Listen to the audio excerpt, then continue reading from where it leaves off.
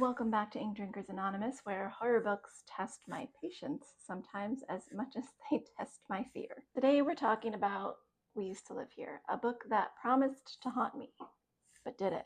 Let's start with the basics. From the hype and the early reviews, I thought this was a horror novel that would make me question every creak in the floorboard, every sound that I hear in the night. But at best, I would call this unsettling, if even that. The setup is strong, eerie atmosphere, slow tension build, and a sense that something just isn't quite right. You've got mystery, you've got odd characters, and all these feelings that usually end up with a payoff that is chilling.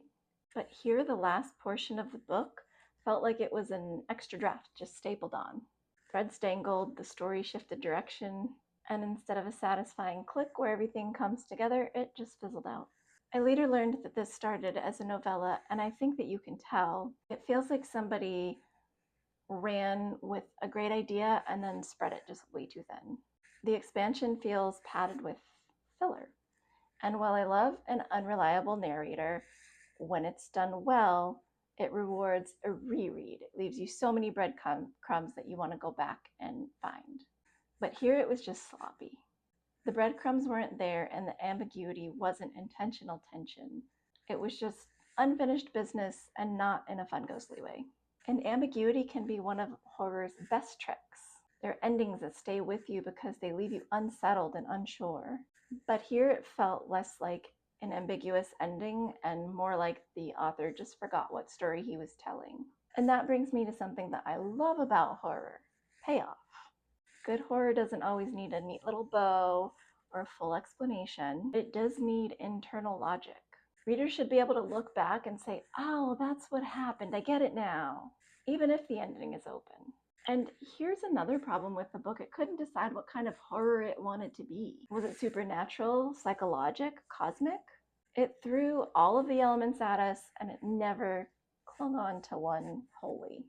Without that anchor, it doesn't feel satisfying in an ambiguous way, but it just feels unfocused.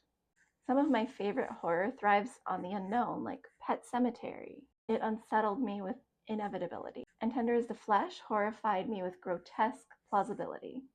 But in each case, the author committed to the kind of horror and to the story. So where does that leave me? I give it 2 stars. And honestly, that's generous. The only reason it didn't get 1 is because I did actually finish it. I kept waiting, convinced that we were building towards something. Turns out, nope, we were just climbing a staircase in the woods that didn't lead anywhere. And as spooky season kicks off, I wanted to be freaked out. I want a kind of book that makes me reconsider noises in the night, makes me have to turn off the light and run to my bed really fast before the ghosts get me. Instead, I got plot holes big enough to move into. Not exactly the chilling experience I signed up for. Until next time, may your books haunt you in the spookiest possible ways.